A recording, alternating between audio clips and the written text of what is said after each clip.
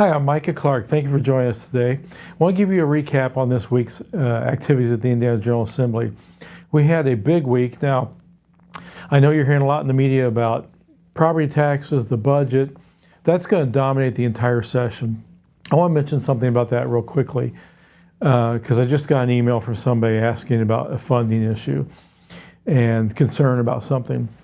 The reality is you're not going to know, we're not going to know, legislators even aren't really going to know completely what the budget's even going to look like till April, because there's a fiscal outlook or review, I can't think of the word, but it's a projection that comes in around the 1st of April.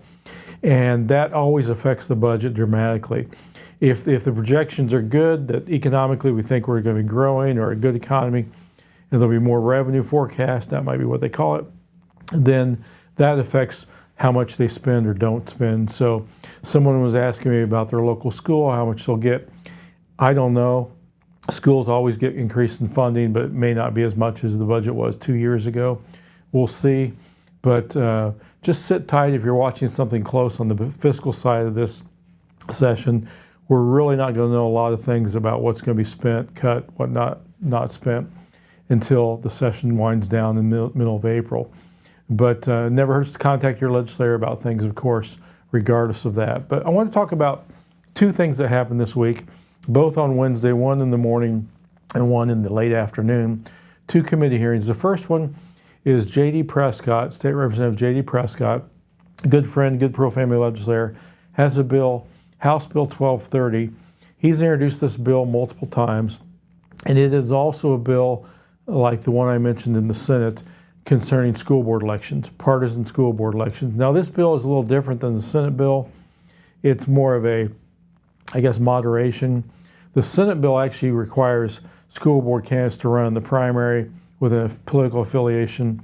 This is a fall version for the November election that would require a school board candidate to identify as either Democrat, Republican, Independent, or it gives them the nonpartisan option as well. So the purpose of this bill is to better inform voters, because the only office on your ballot that does not have a political affiliation, does not tell you the candidate's worldview to that extent, is the school board. And so there's a lot of people who think, at the very least, we know so little about school board members. A lot of times it seems like it's just a name ID contest. This would at least tell people what their voting history is, maybe what their worldview is in terms of partisanship. So I think that's a good thing. We'll see what happens with that. But that's House Bill 1230. My guess is the Senate bill is going to come over. House bill is going to come over. Each chamber will make their tweaks, and we'll see if it gets to the governor's office. Now, this has happened before. This bill was really hot a couple of years ago, and it didn't make it through the legislature. So we'll see if it happens this year on either the Senate bill, which I don't have the number for off the top of my head. It's by Senator Gary Byrne, or J.D. Prescott's House Bill 1230. So we're watching that to see what happens there. The other issue that I was very involved in was House Bill 1041. You may remember 2 years ago, this was a big issue concerning protecting girls' sports.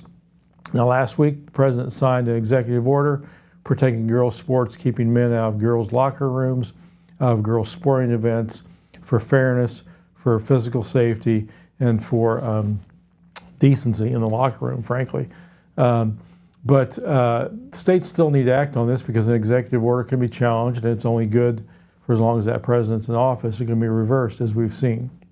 So it's good that we're passing this bill. Now, 2 years ago, House Bill 1041, they kept the same number, dealt with protecting girls' sports in K through 12. And originally the bill was filed to cover colleges and universities as well. That was taken out. It was a very controversial issue at the time. Well, the media thought it was controversial. The polling wasn't controversial. 67% of Hoosiers supporting protecting girls' sports. That number has only increased. And this year, just 2 weeks ago, a New York Times poll came out showing 79% of Americans oppose men playing in girls' sports. And in Indiana, I'm sure that number is even higher. So the poll numbers have gone higher. Support for this has gone stronger. People have seen men playing in girls' sports. You probably know the story about the volleyball player who was hit in the face by a male pretending to be a female. knocked her out. She hit the floor. She had a concussion. She was in maybe a coma for quite some time, or pretty traumatic injuries from that. And that's just one of many stories. In fact, of all places, the United Nations did a study, and this was from March of 2024. The number stopped a year ago. There were almost 900 competitions where girls had lost either scholarships, placements in a competition, or titles. So the other side argues that this isn't real, that you're picking on transgender people, that this is a red herring issue. We know it's not. And they say that, but in testimony on Wednesday, we had 2 girls testify. One girl, I think, had lost 17 times to a male track runner. And I think the guy set 12 or 14 of the school records for girls' sports and track. So that was not fair to her. Another girl had similar testimony on that effect. One girl testified was at IUPUI, had to compete against a male who was also in her locker room, and the uncomfort that caused her as an athlete. So on Wednesday, the testimony went for about an hour. The transgender folks were out in the hallway yelling and screaming, and as they often do, they were very angry. Their testimony was, as I said, kind of, you're picking on us, this isn't happening. Interestingly, I'll say this too, Planned Parenthood testified against this bill, which is very interesting. It tells me they may make money off of hormone replacement therapies and other things, or it may just because of their liberal ideology. But it's very interesting. The ACLU, all the liberal groups, a couple coaches testified against it, which was disheartening. But the testimony in favor of this bill was very strong from both attorneys and girls who had lost titles to this, as well as a doctor as well, talking about the differences between men and women in strength and testosterone and things like that. So what really surprised me, though, was when this bill passed in 2022, it passed on a party line vote. Yesterday, Wednesday, the bill passed out of committee to protect girls' sports in colleges and universities, 12-1. Only one Democrat voted no, whereas last time they all voted no on the committee, and the bill passed on a party line vote. I think this time this bill is going to fly through. They've seen the polling numbers. In that New York Times poll, 67% of Democrats do not want men in girls' sports.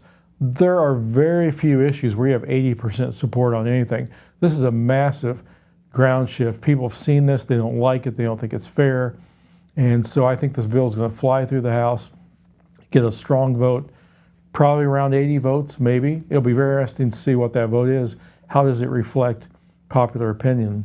Will it be above 79 votes at 79% of 100 votes, or will it be below that? But you only need 51, and this bill will easily get 60 or 70 or more votes in the House. But they'll go over to the Senate, and we'll see what happens there. But this was a big win for common sense, for girls safety, and for fairness in sports.